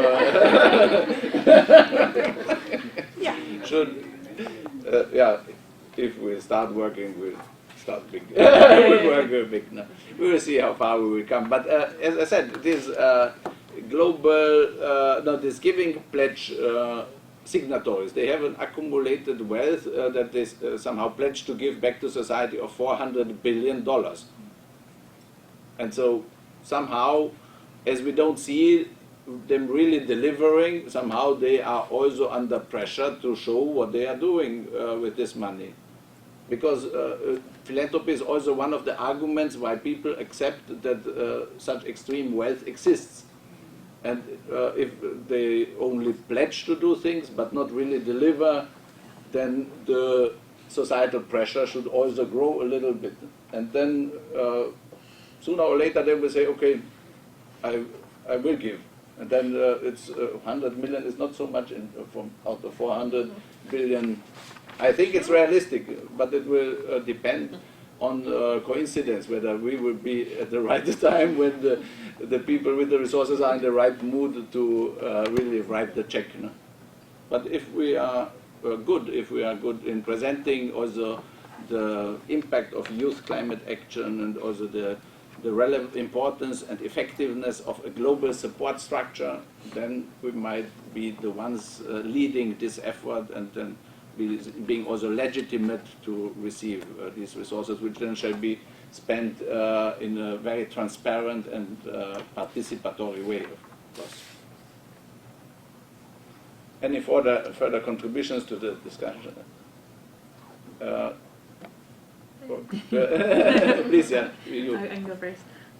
You said that it was really important to get college-age students interested in this, and one thing that there's already a set-up program. It's GWCR's Catholic Relief Services. It's a program. They have ambassadors, and they're stationed throughout all of the colleges around the world. And every month they send out a newsletter introducing new social action calls. I think that's really something you guys should look into, because a lot of the teams in different colleges meet together, and they definitely try to pull resources and say, how can we help this initiative? How can we get more information out to our other students in this college? So they send it out every month. So definitely something to look into. Yeah, very good. Yeah, this we have to. It's also something that we, with our partnership, need to develop. If you look at this poster, and also I said where you find this Lockhart strategy graph, is IAAI wants to sign memorandum of understanding with these UN bodies, but also non-UN actors. And non-UN actors are leading civil society organizations like Climates, Global Youth Development Institute, and others. But then it should then also go down to individuals and institutions that they can join the movement, so to say, in a very easy to handle memorandum of understanding, where people say, yes, we want to use this brand, and we agree to certain quality assurance standards, and we agree to document our activities in a very transparent manner on the common information system. So we have to open up this kind of door to these organizations that have such programs, that they then can manage locally also interns who want to act on these programs in a globally coordinated manner, because these things cannot be managed top-down, so that we would really approve any volunteers or so, because it's too big. So it needs to be guided. The management mechanism is a self-organized, decentralized systems, guided by a common vision, common standards, and transparency. And there then such calls for action can then be integrated. But that this interface, this door for engagement on that level, we need to prepare. And if you would have ideas on how this can be done, we would be most happy to integrate this, because we have also, even with partners like TIM, we haven't really formalized our memorandum of understanding yet, but everything will be transparent. It should be easy to handle, based also on the principle of trust. We don't want to regulate everything, but just the basics, and then people can take action and share it with global community, and get incentives back and societal recognition back for what they are doing. And also more choices for funders or philanthropists. The more choices that might be included on a letter, I think the better. Because you never know what's going to catch the eye of any particular philanthropist. That's good. That's good. Thanks. I was going to ask sort of two questions. I guess one, would applying for any grants work for this? Like, I've worked with the Ford Foundation in the past successfully. Have you ever thought of applying for a grant for some kind of project? I don't know if it's I'm not so good in this. We have, for this structure, we were also there's interesting coincidence that there is a Global Challenges Foundation in Sweden, which is having now a call for the future of the United Nations, and calling big thinkers from all disciplines everywhere. The world needs your brain power and your best ideas as never before. Compete for our US 5 million in prizes. And it's, let's watch the video briefly. It's because the logic is that the shape of a system will always determine the outcomes it achieves. The shape of our global governance system was decided after the Second World War, when the world was very different. Is it the right shape to tackle climate change and extreme poverty and global conflict? These challenges are global, not national. The way the world works together will dictate how we tackle them. It's time to explore new forms of global cooperation to future-proof our world. Humanity needs new minds, new voices, new ways, a new shape. Take part in the New Shape Prize. Help us reshape the future. So this is a call where I thought that we would perhaps fit in. And the really weakest part of our efforts is our fundraising so far. Yeah. It's really... Because what I found is fundraising is all about, 200 reach outs and 180 of them fail. But the more you get to pitch out there, the more you're able to sort of, get the messaging together. But, fundraising is also about getting people into it, So if you show you can get 2 people, then 5 people, then 10 people, the next percent is a lot easier. And so if you can show, if you have a very transparent crowdfunding platform that shows some progress, you get some foundations involved, that makes other donors more likely to move in. And I think it's just about a brainstorm of what is every single funding resource people could reach out to, and then putting in the legwork. Grants take a bit of time to write, but not a ton of time. And once you have one format, you can reuse it and just sort of throw it out there. And the people that read those grants are usually connected to family funds. So sometimes they say no, but they actually have personal investment vehicles as well.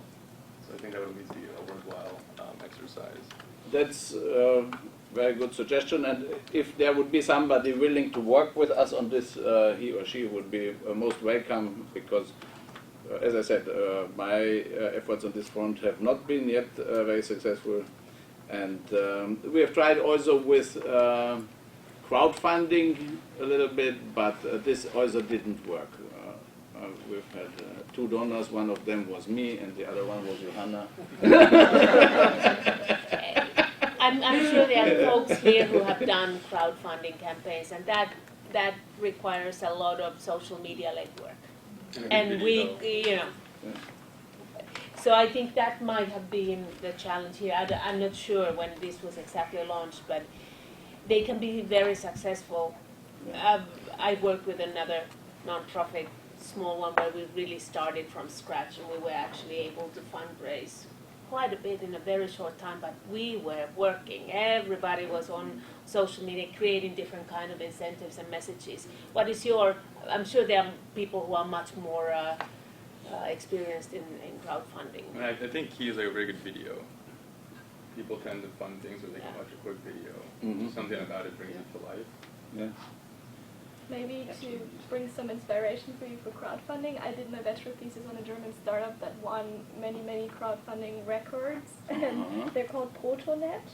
So maybe you can look it up, because they've been a very interesting case in terms of communication. The reasons why they've been so successful with crowdfunding is because they use storytelling, very powerful storytelling approaches, and you can see that in their videos. Just check it out if you have the time, maybe to get some inspiration. I think, and I would be interested to see your thesis. Yeah, yeah, and I think in terms of storytelling, the latter is already really well done, because what you can see is you have the central conflict, you propose the action that what are you going to do about this conflict, and then you frame the different actors also. You say, okay, we are the youth, we are the heroes in this story, because that's really important to make clear we are the heroes, and if you give us money, you're also a hero. Because you can, that's very important to bring out, I think, maybe. But it's already there, but maybe bring it out a bit more. Thank you. I think that in this letter, just turning it into life, like one video idea is just turning this letter into life and having students and kids that are in the youth that want to be part of this, saying maybe a sentence of this letter, and just and them in their environment and what other projects that they're working on. I think people can visualize this letter. It's going to be more impactful than just reading it themselves. Yeah. Very good. And then showing that key as participation, so showcasing the different projects, and then making that missing link, making that, just like you said in the video, and how the video would really make a difference, and then showing how that missing link is you, the potential donor. Very good. Missing link is you. You know, and that's the thing that's keeping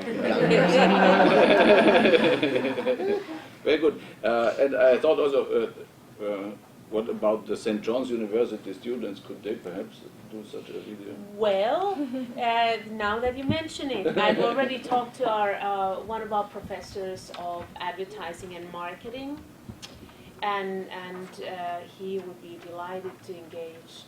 His classes in sort of strategic planning and campaign building, and certainly, I mean, I talk to the TV and film department as well, and they collaborate a lot. So, and I'm sure there are other university partners here as well. But yes, I would say yes.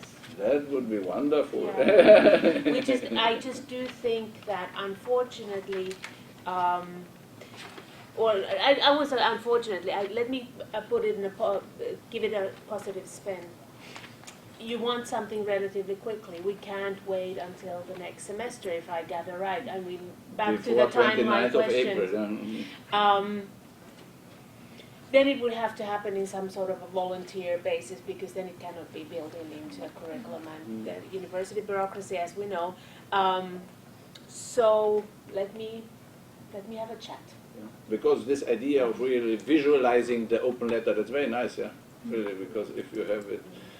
There's so many characters. Our president will not read it. I have a quick question. You want to reach out to this community, like college communities. have you ever thought of reaching out to like the colleges to like give speeches in the schools or some sort of program that students can like attend? Because it is like volunteer basis. I feel like if we had a speech, like for example, we have a CEO series now going on at St. John's, that you can go attend like a speech by a CEO, and it's put up by the like our business school department. But even if you reach out to them, or even like our Earth Club or something like sustainable, because we have like green programs at our school, I think they would be more than delighted to like take part in some sort of partnership that you can get involved in the school and like reach that college audience. Because I know if I saw something like this, like I would go to the speech. Mm-hmm. So I don't. That's also very interesting. Yeah, we could also launch a competition where students would be asked to make this call. How do you convince? How do you visualize? Visualize, or also how you convince a resource holder? What are your arguments for the young generation to be equipped with resources? Yeah. And in that note, on the note, I love that we're talking a lot about St. John's and other U.S.-based universities and colleges, but we need to also reach out globally, beyond. There are many organizations that could probably help us to do that. Yes, I will. Do I have your email? Yeah. On Facebook, yeah. Okay. I think one group of those important audiences also to reach out to would be simply outdoor companies, because they have the same target audiences. Basically, all their communication that they do on social media is value-based, and it's based around nature loving and preserving nature and going outdoors, enjoying it, and that's the same background. So first of all, they have the same audience, so they can also spread our messages, and second, they are important funders also. Yeah. Because yeah. it's good, they can use it, if they fund this project, they can use it for their own communication, so they might be interested in that. Yes, very good. Yeah. The first, you, yeah. So I'm also curious, back to the concept of the open letter. I've heard sort of two different versions of what constitutes an open letter. Were you also thinking of having NGOs and universities and whoever co-signed the letter? Yeah. Yes, Oh, it you should were, be like a social movement. Yeah, Right. the more people I see. endorse it, the better it is. Yeah. Were you also thinking about having a campaign website for this or something like that, like a platform? Yes. Yes? Okay. But it's all the question how to do it, Yeah. because our organization is under-resourced. Yeah, sure. But to your point, if I quickly may, I think this is an important point in terms of for us now here to commit to get those commitments. Because April comes sooner than we think, if April is the deadline. Yes. And of course, the CSW in March is another milestone towards April, but we have to get those, presidents of universities and so on and so forth. The presidents of Patagonia, whatever companies, and so on and so forth, sign it. So how do we do that, and how do we get the final draft, and how do we get the signatures quickly? So that we can then publicize it online and in the New York Times or Bloomberg. The Figaro and so on. Oh yeah. And Yeah. Pravda. Dream on. But you wanted to say it. No, she took the question. It's fine. No. Yeah, so Miro, I think it's very visionary on the $100 million resource mobilization. So how I see it is, I think this needs a kind of phase by phase. Well, I call it like resource mobilization for resource mobilization. So when you're mobilizing a resource for $100 million, you need another resource that will kind of back up your road to $200 million project. So how I see it is, first there should be some kind of a resource in order to develop a content for the $100 million. For example, at least this needs a kind of 10 partners, 10 stakeholders, because $100 million is for a single organization or philanthropist really looks big. So it needs a lot of campaigning, a lot of outreach, and you have to get like a buy-in from so many organizations, so many philanthropists. So how I see it is how it is designed first, like to kind of plan how we can bring all the stakeholders from the world to be interested in this project. I don't know, I'm not that good in crowdfunding, but maybe some of the crowdfunding resources can be used to do this. But I think this phase is very important, like that. Yeah, it's also the saying, to raise fund you need funds. So I would totally agree, and I would be happy to have them, but as long as I don't have it, I still convene meetings and... We don't necessarily need funds. We have social capital, and Yes, sometimes social capital is worth as much or more than physical capital. So one, I would urge us to do just what my friend from Ethiopia, forgive me, I forget your name already, has just suggested, Nahom, that we set goals for ourselves and set, steps along the way and start focusing positively on what we will do once the money comes, right? Because if we focus on not having money, we're going to not have money. You are absolutely right, right? So let's focus on what we do with the different steps once it flows, once the money starts coming in, because we have some great folks here, some very cool connections, and various, and we have some great energy from St. John's University, and I'm sure you all will also, in addition to what you're getting credit for, think of different ways that you can work your social capital to, put some time and energy into this in ways that might be either outside the system or other ways within the system. I don't know if y'all do independent study courses or private reading courses, half semester courses. We still have the second half of spring semester coming up that you could be getting credit for doing something very creative around this. So please put your thinking caps on. Well, as these are my students, talk to me about it. Do a little proposal to your professor. And a question that any donor would ask, at sort of a high level, like what would be sort of your, let's say the funding came in today, what would be like a 30, 60, 90-day plan for that? Yeah, right, exactly. Because there are other resources. If like you're basically bringing funding in for people to help build technology, it's very easy to get free resources from Amazon, Microsoft. Basically, all the infrastructure of you to actually build a company. It's not too hard to get those resources for free. So like, what would you see that if money came in today? If funding came in today, so my logic is that we need 300,000 euros for organizing the Global Challenges Youth Music Contest and the globally broadcasted TV show. And this would be then the takeoff, so the rocket that brings us on the next level, because there then would then also be this global audience of tens of billions or perhaps even hundreds of millions of people watching this, and that's also the stage and reach that makes us attractive for philanthropists to partner with us.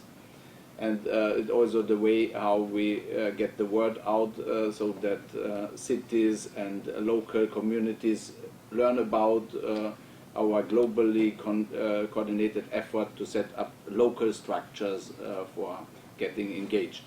And then the next thing is this Agenda 2030 marketplace that we have discussed on Monday at the ECOSOC Youth Forum and already 2 weeks ago at the Vienna workshop. And it's also, it's not exactly what you have asked, but it is this, we have the group, the Youth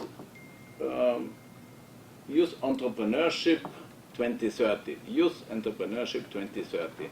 That's the group that has been set up at our workshop in Vienna on the 16th of January, and you are kindly invited to join this group. Now there are 133 members there, And this structure is the transaction platform that we need, that really enables the flow of global resources towards local action, local social entrepreneurship action of young people, which would not only include this standard thinking of products and services, but also activities in the fields of climate change, education, communication, outreach, would also be products on this market that would receive funding from global philanthropic or global public sources.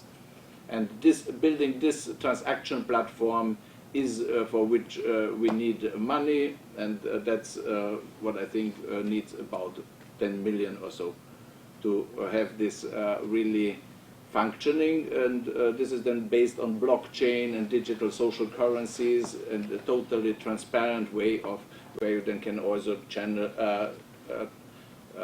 follow the money, its flow from the philanthropist to the local social entrepreneur, and have crowd evaluation and this kind of things. And then the remaining 90 million should then be channeled into the activities of the young social entrepreneurs or activists or whoever is taking action.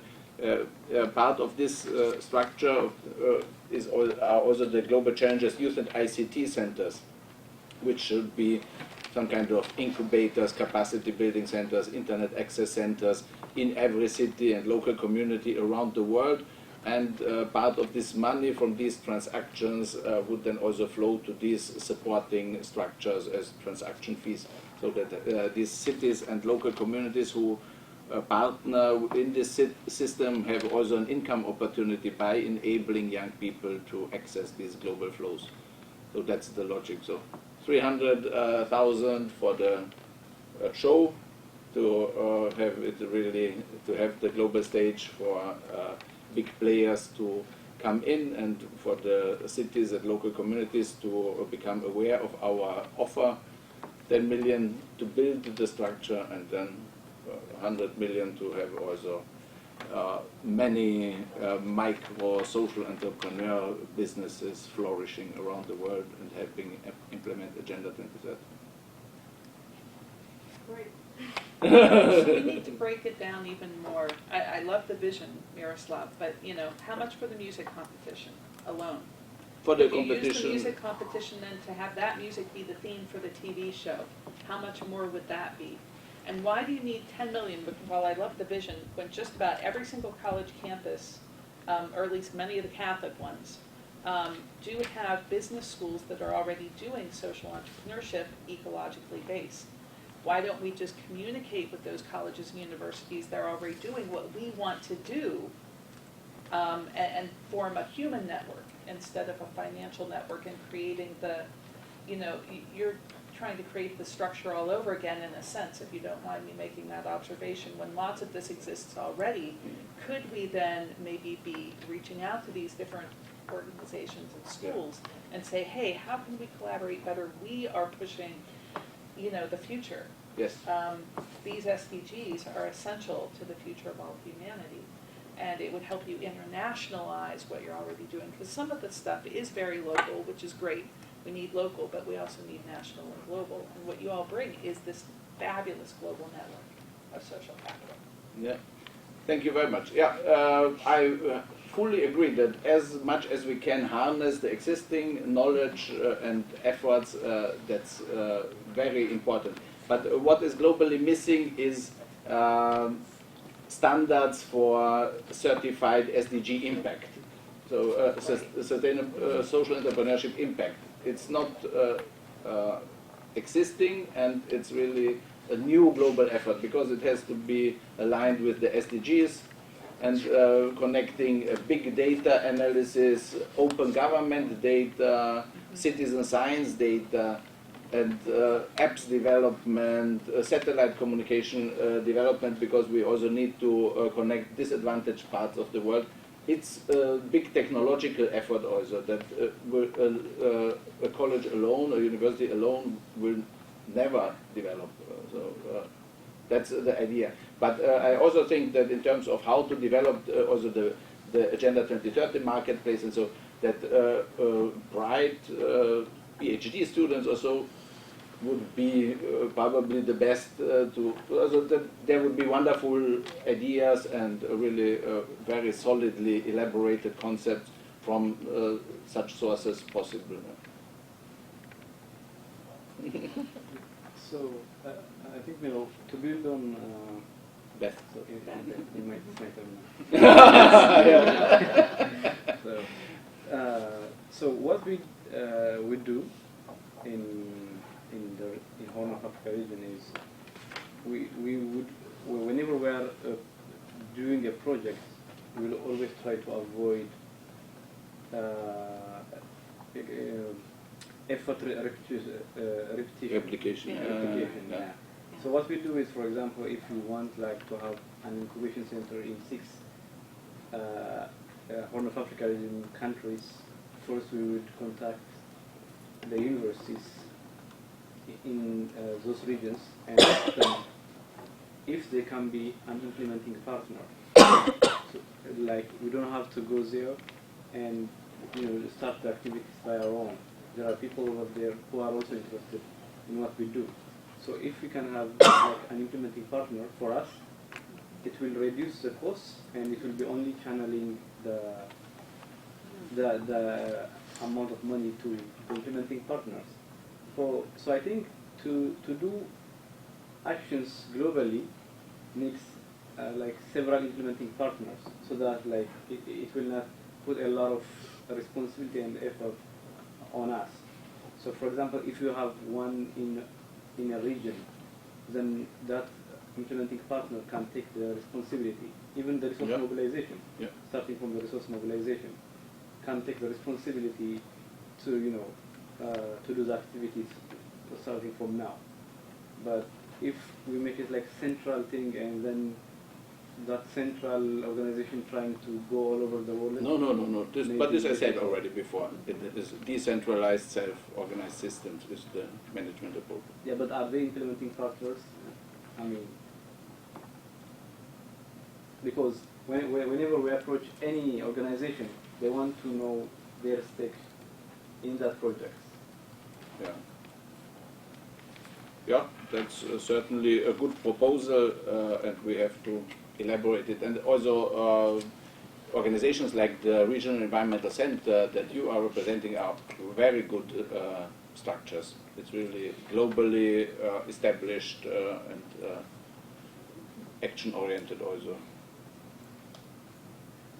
It would be wonderful to do a couple of pilots and see what works and what doesn't, because when something like this, which is local and national and global, and talking about global standards and impact evaluation, we can come up with things on paper, but how do they actually work? And how does the flow of knowledge exchange go, and how do you really measure, and can it be comparable from this place to that place, and how do you report, and who to, and in which ways, and all of that. It would be wonderful, I think, and again I'm looking at you because you're the startup guy, but start lean, and then build up, and do some prototyping. And I think that could be a very doable thing with relatively bless you. Compared to what the overall goal is, I don't think that needs that much resources, and that would be very pitchable. That's not a word. Very, yeah, it is now. Yeah. I'm from Finland, so I'm just saying I'm making up words. Yeah. You're enriching our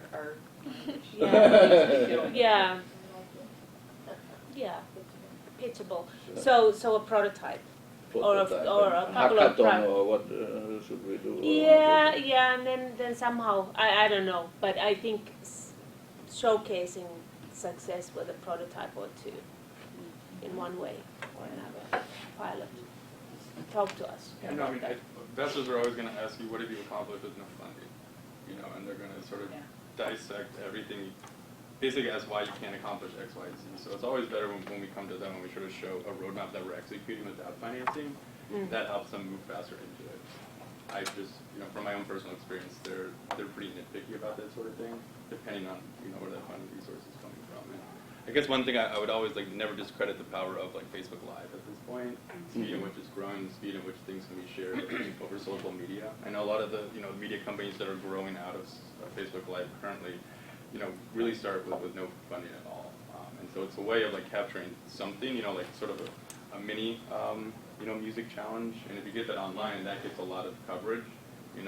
Honestly, funding follows eyes, and eyes are views. So if we can sort of do a pilot program and you get some of the resources that are available in this room, whether it's university or UN, pushing that to a large social media presence, if you can show, and honestly in a funding deck that you basically reach as many people in that speed of time, that gets you social capital out there. But that is progress that they can point to, and those things are able to be done on a much leaner budget. Can something like that be part of the CSW workshop? Like a mini something? You were talking about flash mob, this and that. And then again, the April, March. Why not? That kind of, seems like they're going to be thousands of young people here in March. Yeah. Great energy. A big presence there. Like, yeah. Maybe it's not a song, it's a chant. Maybe it's flash mob, yeah, or something short and small that, would get the message across. Yeah, that would be good. But not only for the, we have 1.5 hours for the climate panel. Yeah, but maybe it's at the end of the panel, all of a sudden, there's a, 35-second chant or whatever it is. I don't know, or whatever it is. I'm not an expert on this, but I'm just saying that is a situation that gives a framework of or a background of doing something like this, and then showcasing, hey, we were at CSW, we did the workshop, but we also did this, and this is how it looks like. I don't know. I don't know. I don't look at me. What a bunch of ripples throwing stones into a lake, and those things grow. Yes, Maria. Yeah, in April there is Earth Day, April 22nd, and I know there are huge events around the country. I know our University of Wisconsin, makes a really big one. So if we can get the word out there, the schools and a lot of outsiders come to this event. So. Absolutely, the same hashtag, same little chant, Yes, or whatever hashtag, it is, yeah. all over those events. There's that one hashtag. Whatever. Yes, please, does anybody have an idea for a hashtag? Because my hashtags are usually 50 characters. They are, there may be a paragraph long. Yes. So any ideas for a catchy hashtag? You could go with Youth Now, maybe, or We the Youth on the line of We the Peoples. Action. Or voices of youth. Yeah, youth voices. Okay. You can have the later voting on it on Youth in Action. Youth in Action. That's great. Youth in Action sounds good. Yeah.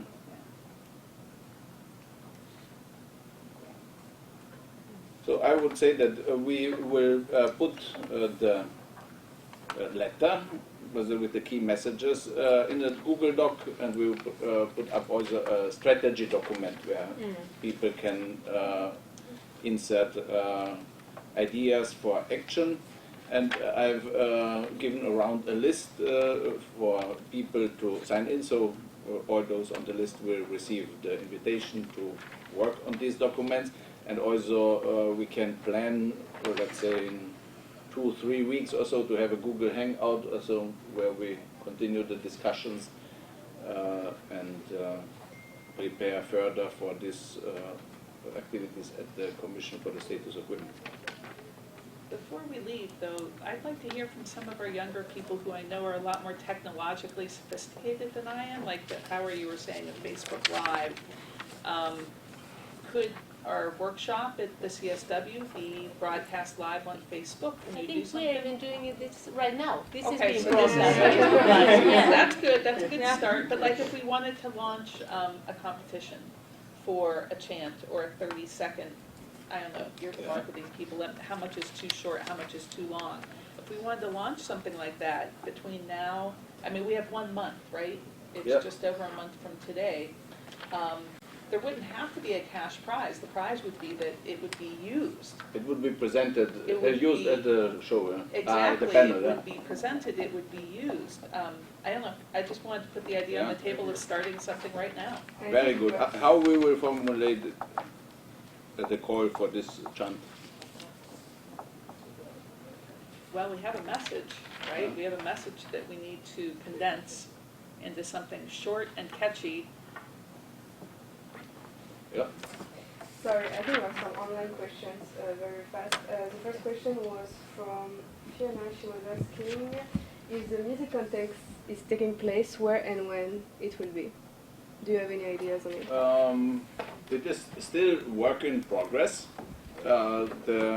We have applied with the KR Foundation,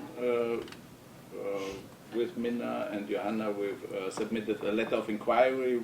It should be their notification coming days whether we are invited to submit a full proposal. If this gets approved, then we will launch it at the Bonn Intersessional for the COP23 in May, between 8th and 18th of May. But we could perhaps have already some pre-announcement at the April 29 climate march if there would be things. Easy to go. Ask people to produce it and equip it with a hashtag, and we will find it and then organize a list and people vote. Yeah, I mean, I think if there was or is a live audience, just ask them to stay engaged. Yeah, to stay engaged, yeah. Challenge them to start working on it. And the question is also, should we really have in our communication a focus on climate, or should we aim for the Agenda 2030 bigger picture? Because none really resonates very strongly with young people. It's really, we've had this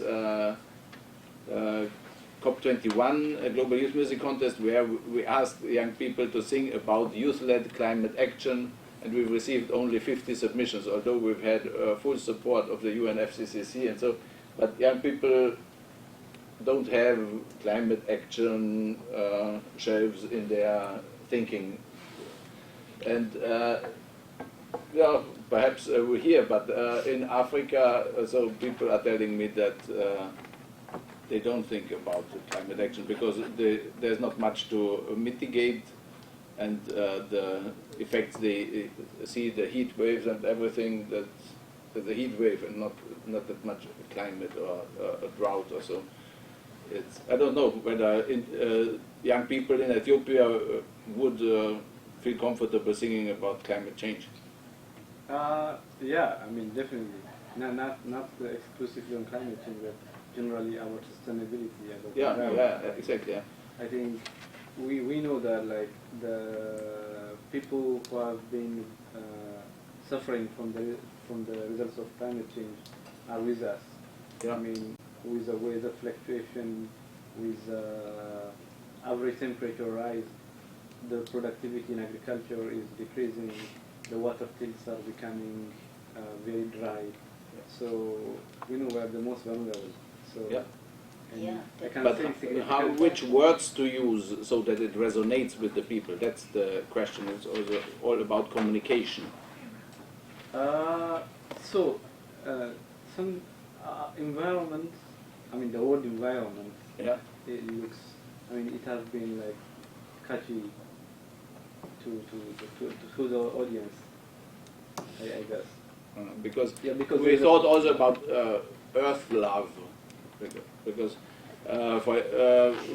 we have in Austria a research outreach, and there they said the most important item or issue in the life of young people is love and friendship, and then the second was, I think, music, and the third one, job.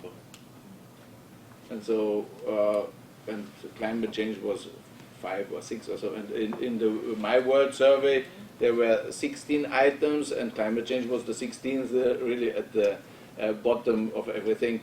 So it does not relate so strongly with people. And with our message, we need to use words that resonate, that people have the feeling, yes, it's also about me and my life. And well, climate intersects with so many of the Yeah, SDGs, yeah. so I think that if you have focused on climate action, it's best to stay focused on that, because, you know, Okay. if you change it now, Fine, now I then don't know, you know, let's you're stay. going to give a lot of different messages.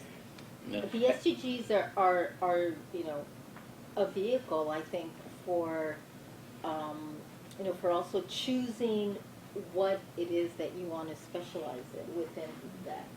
And they're, like I said, they're, you know, they intersect. So, you know, so many, you know, young people here, mainly young women, we're talking about, I am doing climate justice work with the focus on gender, you know, so there, you know, could be the focus on inequality, as this letter says. But I think that just keeping it focused on climate change, and I would disagree about this.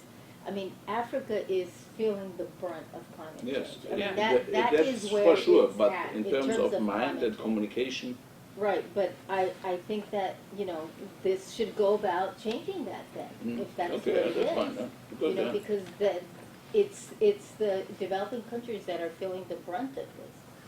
agree. So, yeah. I think that is exactly one point that might not be so clear for many European and American young people. I think this inequality that already exists in the world is even being increased by climate change now. And I think because we are not the ones who are directly affected by it most, we are also not aware of this issue. So I think it's important in terms of communication content, of backing up the argument, to showcase and report on these regions in the world, so to make them feel how other people in this world are influenced by our lifestyles, you know? Yeah. To kind of create this connection. I think that's missing somehow still. So just in terms of general content, so while it's important to produce videos about what young people are doing, it's also important to produce communication content, stories and videos, reportings about what's going on in the regions in the world that are affected by climate change right now. And tell people this is because you live like the way you live in the developed nations. Yeah, but again, we have to keep the messaging positive. No? Yeah, no, that's true. Yeah. So I have a question now. I mean, how do we go about it now? I mean, I'm confused. Yeah, you are confused. Me too. I mean, there are a lot of things going on. Yeah. Music, concert. Yes, we have 4 flagship initiatives. That's perhaps also important to know. One is the Global Challenges Youth Music Contest, and that's our most successful one, and there we have demonstrated that it works. The other element is the Global Challenges Youth and ICT Centers. We develop a model for local level entry points for young people where they can get access to the internet, access to learning about the Agenda 2030, and we will have to leave. And the third thing is the resource mobilization, this campaign that we are working here, and the fourth is the Agenda 2030 Marketplace, which has the aim to connect people all over the world who take action on the ground for SDGs with resources and with other incentives, digital social currencies. So these are 4 elements that are being pursued at the same time. And it's sometimes confusing, and I invite you to use the hashtag Glotcha. So it's like, where do I have it here? Glotcha, and then you will find our videos and our informations about several activities, our Twitter account, and this here is our IAAI Glotcha Global Youth Music Contest. When we think of climate change, when young people might... Yeah, you find videos also about our many events that we are working on. It's Dear really ladies and confusing. gentlemen, dear friends. It's It's confusing because there are so many dimensions. It's a systemic innovation. It's not only about this resource mobilization, but also already thinking of how we will use the resources to build a new structure for multi-stakeholder engagement in Agenda 2030. And then to a very practical question, what is the next concrete step after this meeting? Next and concrete step is the Google Hangout, but what is the concrete steps? Is the activity during the Youth Forum of the Commission on the Status of Women. And then we hope to launch this call for resources in the context of the climate march on April 29, and having by that time already a visualized letter and signed on structure in place. Okay, and what you want us all to do is commit to looking at the letter, joining us for the next Google Hangout, yes. Strategizing. Yeah. And how about the call for that chant or Yes, who is interested to work with us on this? We can make a small task force for this call for chants. Right. I mean, I would also propose sort of working with you to build a roadmap to execute all these things. Okay, very good. Yeah, That would be please really be so kind. Yeah. So you are the leader for this task. I will give you the information, but we will have to leave now. Thank you very much for having been with us. I've learned a lot.